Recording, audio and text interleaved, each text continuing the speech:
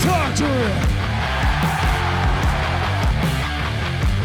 All right, let's answer some of your questions from the community about 2K24, other hot takes, things like that.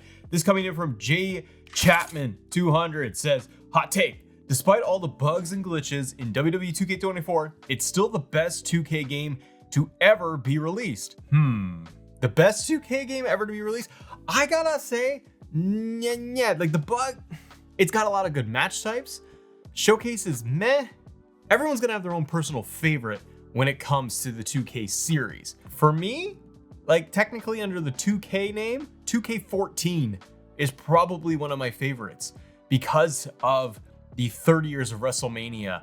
You had story mode, you had good creation suite, universe mode was in there. You had a lot of stuff. We're just talking about the 2K side. So 2K14, I don't know if 2K24 is gonna go, this is the best, because I think right now the biggest thing is that there's so many bugs and glitches that it's really taking away from people's experience overall, and they're kind of not with it. They're not into it. Jonathan McCormick says, I think 2K should have brought back DLC showcases for 2K24 as they would have kept the game somewhat relevant. I 100% agree.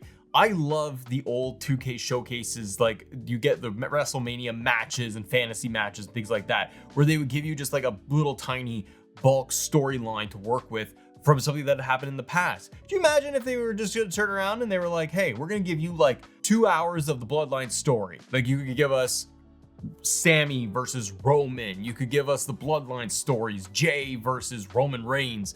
Give us a little tiny bit of the saga stuff. Go back in time and give us Randy versus John Cena. You could give us CM Punk, John Cena, Money in the Bank 2011, the build up to it.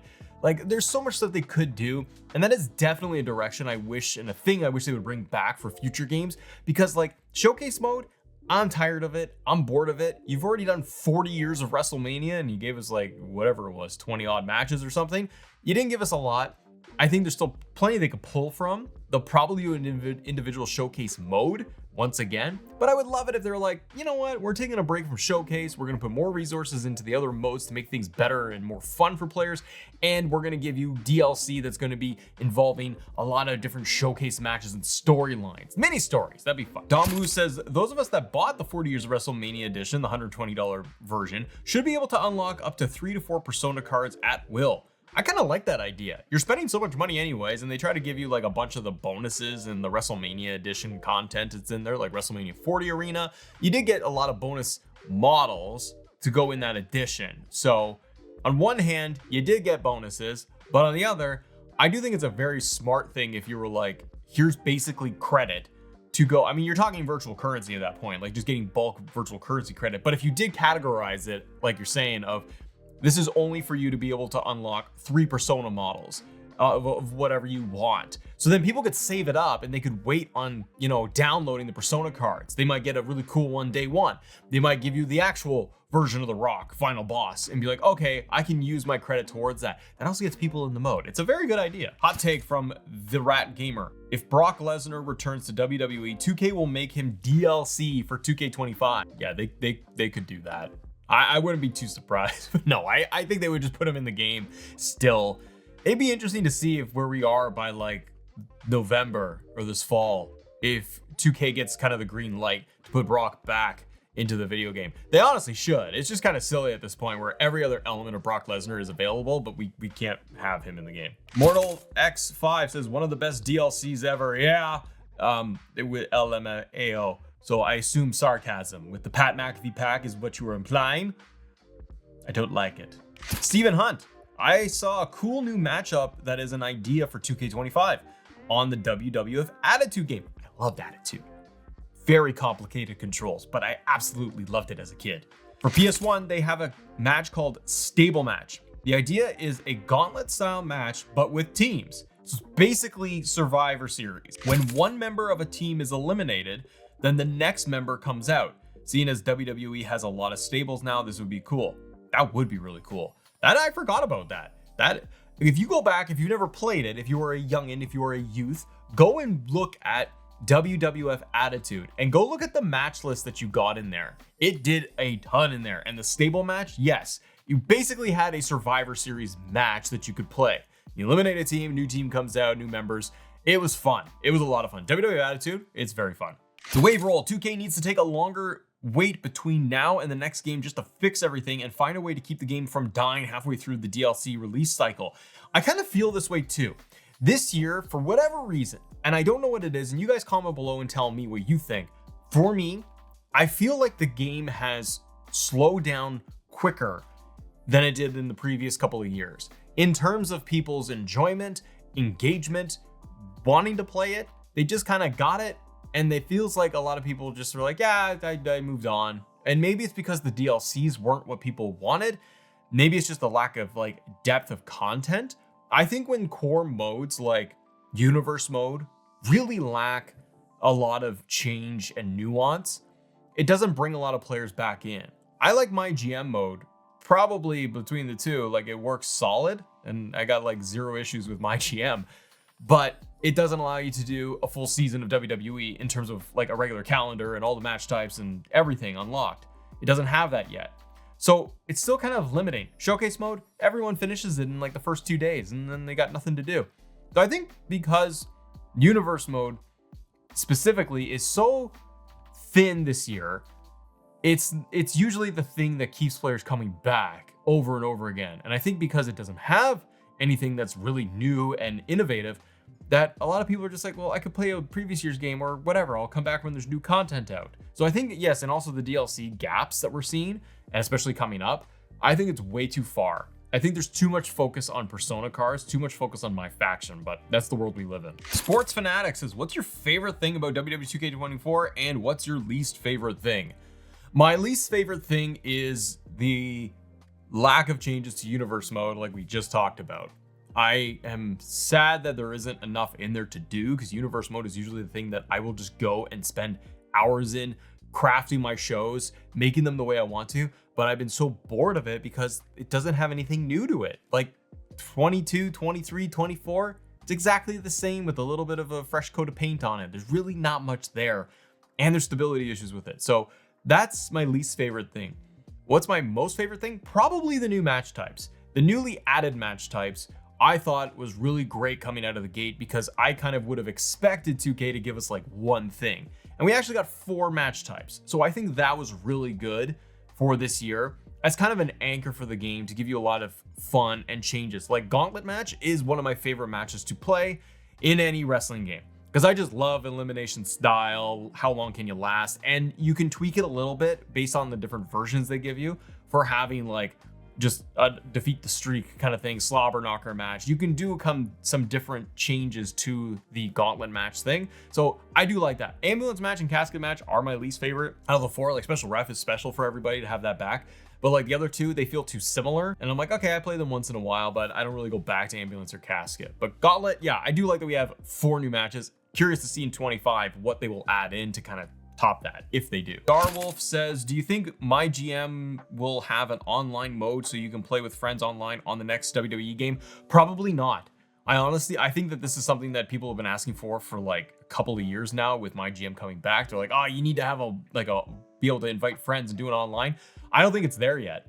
I think it's still going to take them a long time to get that to a stable place because look at the rest of the game. If we can't get community creations right, if we can't get the basics fixed, where regular online play is something that is stable, that works all the time, how can we go and say, let's give everyone my GM online? Could you imagine how much crashing would be involved with trying to manage shows remotely and you have a show and I have a show? We can't get basic one-on-one matches to be stable enough to play right now. So I think that it is something that players want. I think we should get it. I don't personally think that they are anywhere near cracking that to make it work. Like at this point, remove online play because it doesn't work that well. So that's where I'm at. Tiger Claw Gaming says, here's a hot take. 2K24 will be the beginning of the end of WWE Games' current era, much like WWE 12 was the end of the THQ era.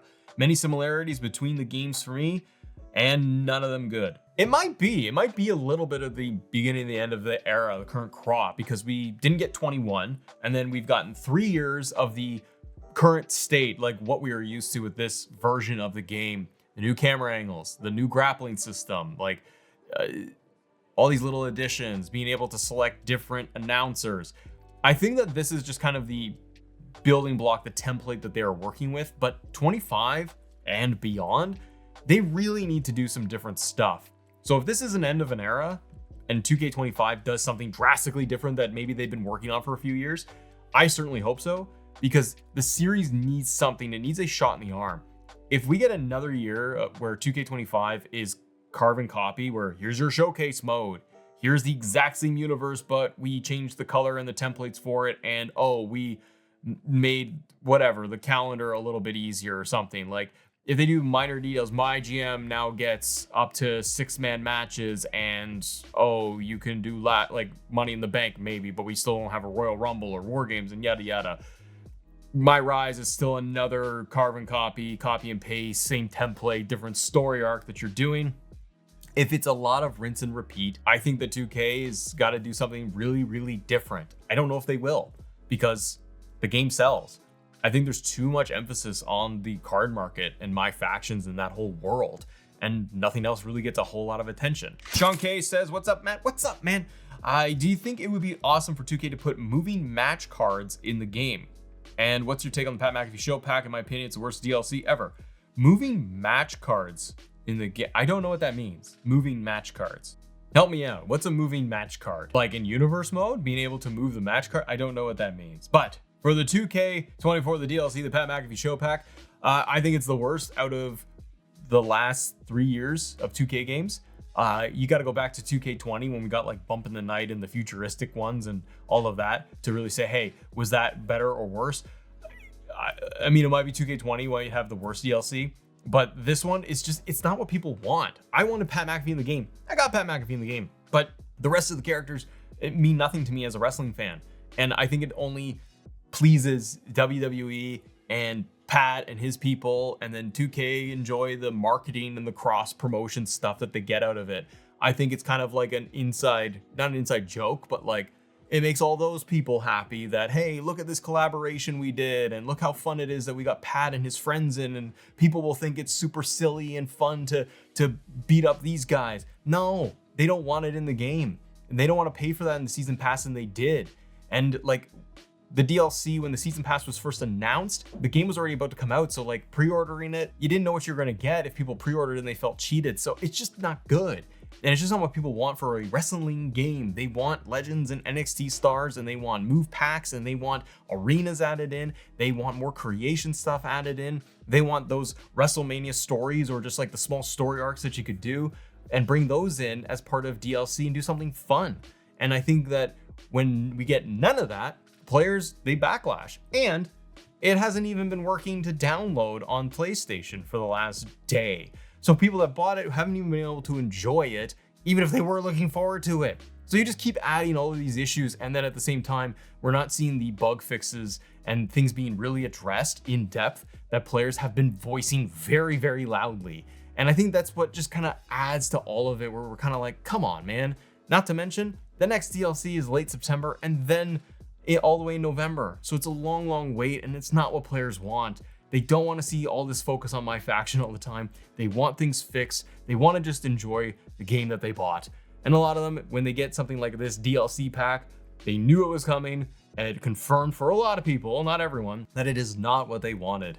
And that kind of sucks. That's not what people want to do. They want to have a good time. They want to play the game, and they want to know that the team, the devs, everybody is behind them and want to give the best experience. And stuff like this, it doesn't feel like they're listening that much. And that's what I think bothers a lot of people too. But what do you think? What are your hot takes? What do you think about 2K24, the Pat McAfee DLC, all that good stuff? And if you guys want to talk more about the Pat McAfee Show Pack, all of it, and my overall thoughts more in depth, here's the review, everything about it. Have a great day. See ya.